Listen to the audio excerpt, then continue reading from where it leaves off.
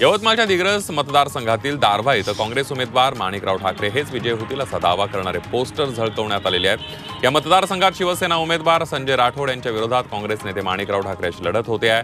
काँग्रेसच्या उत्साही कार्यकर्त्यांनी निकालाआधीच पोस्टर झळकवल्यानं सर्वांच्या नजरा या निकालाकडे लागलेल्या आहेत।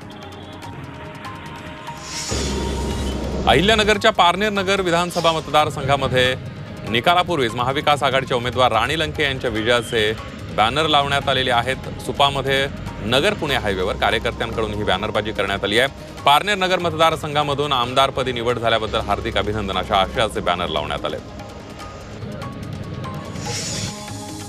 इंदापूर विधानसभेची मतमोजणी होण्यापूर्वीच पुण्याच्या इंदापूर शहरामध्ये हर्षवर्धन पाटील आणि दत्तात्रय भरणे यांच्या समर्थकांकडून बॅनरबाजी करण्यात आली आहे। भरणे आणि पाटील यांची इंदापूर विधानसभेमध्ये प्रचंड मताधिक्याने निवड झाल्याबद्दल अभिनंदन अशा आशयाचे बॅनर दोन्हीकडून लावण्यात आले आहे। आंबेगावातील निवडणुकीच्या निकालापूर्वी दिलीप वळसे पाटलांच्या विजयाचे बॅनर झळकलेले आहेत। पाबळमध्ये कार्यकर्त्यांकडून विजयाची बॅनरबाजी करण्यात आली आहे। आंबेगाव शिरूरच्या आमदारपदी प्रचंड बहुमताने निवड झाल्याबद्दल अभिनंदन अशा आशयाचे बॅनर लावण्यात आले। बारामतीत अजित पवारांचे विजयाचे बॅनर झळकलेत। सुपे गावामध्ये अजित पवारांच्या विजयाचे बॅनर झळकलेत। अजित पवार यांची सलग 8व्यांदा आमदारपदी निवड झाल्याबद्दल हार्दिक शुभेच्छा असा उल्लेख बॅनरवर करण्यात आलाय। विधानसभा निवडणुकीच्या निकालापूर्वीच अलिबाग शहरामध्ये महेंद्र दळवी यांच्या अभिनंदनाचे होर्डिंग झळकत आहेत। शिवसेना जिल्हाप्रमुख राजा केणी यांनी हे होर्डिंग लावलेले आहेत। दळवी यांची लढत शेकापच्या चित्रलेखा पाटील यांच्याशी आहे। शहराच्या वेशीवरील या होर्डिंगवर सौ सुनार की एक लोहार की असाही मजकूर लिहिला। विधानसभा निवडणुकीच्या निकालाआधीच आमदार संग्राम जगताप यांच्या विजयाचे बॅनर लावण्यात आलेले आहेत। अहिल्यानगर शहरामध्ये माळीवाडा वेश परिसरामध्ये संग्राम जगताप यांची तिसऱ्यांदा आमदारपदी निवड झाल्याबद्दल हार्दिक अभिनंदन अशा प्रकारचे बॅनर लावण्यात आले। निकालापूर्वीच नाशिकमध्ये देवयानी आणि फरांदेंच्या विजयाचे बॅनर्स लागलेले आहेत। शहराच्या मध्यवर्ती शालिमार परिसरामध्ये समर्थकांनी बॅनरबाजी केलेली आहे। नाशिकमध्ये महाविकास आघाडीच्या वसंत गीते आणि महायुतीच्या देवयानी फरांदेंमध्ये लढत होते। विधानसभा निवडणुकीच्या निकालाआधी भाजप नेते चंद्रकांत पाटील आज सहपरिवार साई दरबारी पोहोचले। निकालानंतर धावपळ सुरू होईल म्हणून त्याआधीच शिर्डीला आल्याची प्रतिक्रिया त्यांनी दिली आहे। बहुमतानं महायुतीचं सरकार सत्तेत येईल असा विश्वास त्यांनी व्यक्त केला। शिवसेना खासदार श्रीकांत शिंदे यांनी तिरुमला श्री व्यंकटेश्वर मंदिरामध्ये पूजा केली। त्यांच्यासोबत संजय निरुपम उपस्थित होते। केंद्रीय मंत्री रक्षा खडसे आणि ओबीसी आयोगाचे अध्यक्ष हंसराज गंगाराम आहिर यांनीही तिरुमला श्री व्यंकटेश्वर मंदिराला भेट दिली। मी निवडून आल्यास कार्यकर्ते आणि जनतेला विचारून कुणाला पाठिंबा द्यायचा याबाबत निर्णय घेणार असं वक्तव्य भाजप बंडखोर आणि अपक्ष उमेदवार दिलीप कंदकुर्ते यांनी केलेलं आहे। काँग्रेसचे प्रदेश प्रभारी रमेश चन्नीथला यांनी महाविकास आघाडीच्या बाजूने निकाल येईल असा विश्वास व्यक्त केलाय। लोकसभेत वातावरण होतं तेच आताही आहे, त्यामुळे महाविकास आघाडीचं सरकार येईल, त्यानंतर मुख्यमंत्री पदाचा चेहरा ठरवण्यात येईल असं ते म्हणाले। प्रकाश आंबेडकरांनी विधानसभेत निकालाआधीच आपली भूमिका स्पष्ट केलेली आहे। ज्या पक्षाकडे संख्याबळ असेल त्या पक्षासोबत जाऊ असं प्रकाश आंबेडकरांनी म्हटलंय। सत्ता स्थापन करणाऱ्यांसोबत जाऊ अशी भूमिका प्रकाश आंबेडकर यांनी ट्विटरवरून मांडली आहे। प्रकाश आंबेडकरांच्या एक्स पोस्टवर राष्ट्रवादी काँग्रेस शरदचंद्र पवार पक्षाचे नेते जितेंद्र आव्हाड यांनी प्रतिक्रिया दिली आहे। आंबेडकर महाविकास आघाडीसोबत येत असल्यास त्यांचं स्वागतच आहे असं आव्हाड म्हणाले। तर आमच्या 160 जागा येणार असल्याचा दावाही त्यांनी केला।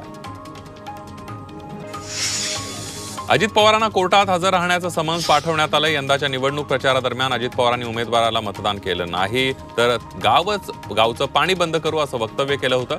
या वक्तव्यामुळे अजित पवारांना कोर्टाने समन्स बजावल्याची माहिती याचिकाकर्ते सुरेश खोपडे यांनी दिली आहे। नांदगाव मतदारसंघात शिवसेनेचे सुहास कांदे आणि अपक्ष उमेदवार समीर भुजबळांवर गुन्हे दाखल झालेत। 2 उमेदवारांविरोधात आचारसंहिता भंगाचे वेगवेगळे गुन्हे दाखल करण्यात आले आहेत। मतदानाच्या दिवशी कांदे आणि भुजबळ समर्थकांमध्ये तुफान राडा झाला होता। धमकी देणं, हुज्जत घालणं असे 10 गुन्हे दाखल करण्यात आले। मुंबई सेशन कोर्टाकडून बच्चू कडूंची निर्दोष मुक्तता करण्यात आली आहे। 6 वर्षांपूर्वी मंत्रालयात सामान्य प्रशासन विभागातील सहसचिव दर्जाच्या अधिकाऱ्यांना झालेल्या मारहाण प्रकरणी बच्चू कडूंवर गुन्हा दाखल करण्यात आला होता। या प्रकरणी मुंबई सेशन कोर्टानं कडूंची निर्दोष मुक्तता केली आहे। भंडारा गोंदिया विधानसभा मतदारसंघातील मतमोजणीसाठी प्रशासकीय यंत्रणा सज्ज झाली आहे। एकूण 14 टेबलवर मतमोजणी होणार असून 26 फेऱ्यांमध्ये मतमोजणी होणार आहे। दरम्यान मतदान केंद्राबाहेर पोलिसांचा चोख बंदोबस्त तैनात करण्यात आला आहे। गडचिरोली जिल्ह्यामध्ये मतमोजणीसाठी निवडणूक यंत्रणा सज्ज झाली आहे। जिल्ह्यामध्ये 3 विधानसभा मतदारसंघात सरासरी 75.26% मतदान झाले। मतमोजणी केंद्रांच्या सभोवताली सुरक्षा रक्षक तैनात करण्यात आले। यवतमाळ जिल्ह्यातील 7ही विधानसभा मतदारसंघातील मतपेट्या असलेल्या स्ट्रॉंग रूमवर SRPच्या जवानांसह पोलीस बंदोबस्त तैनात करण्यात आला आहे। स्ट्रॉंग रूममधील सुरक्षा यंत्रणा आणि इतर बाबींचा आढावा जिल्हाधिकारी पंकज आशिया यांनी घेतलाय। तसंच संपूर्ण परिसरामध्ये CCTV ही वॉच करडी नजर असणार आहे। चंद्रपूर जिल्ह्यातील 6 विधानसभा मतदारसंघासाठी मतमोजणीसाठी प्रशासकीय यंत्रणा सज्ज झाली आहे। जिल्ह्यामध्ये एकूण 71.33% मतदान झालंय। यामध्ये एकूण 13,19,736 मतदारांनी मतदान केलं। मतदान केंद्राबाहेर पोलिसांचा कडेकोट बंदोबस्त तैनात करण्यात आला।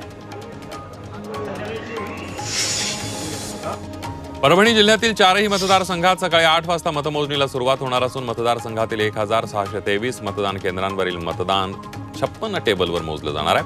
पोस्टल मतमोजणीसाठी वेगळे 28 टेबल तयार करण्यात आलेले आहेत। जिंतूरमध्ये 32, गंगाखेडमध्ये 31, परभणीमध्ये 25 तर पाथरीमध्ये 30 मतमोजणीच्या फेऱ्यांमध्ये मतमोजणी होणार आहे।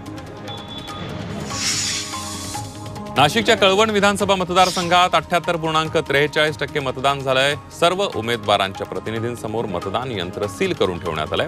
मतपत्रिका मतमोजणी सकाळी 8 वाजता सुरू होईल। दरम्यान मोबाईल आणि इलेक्ट्रॉनिक वस्तू मतमोजणी केंद्रावर नेण्यास बंदी असणार आहे।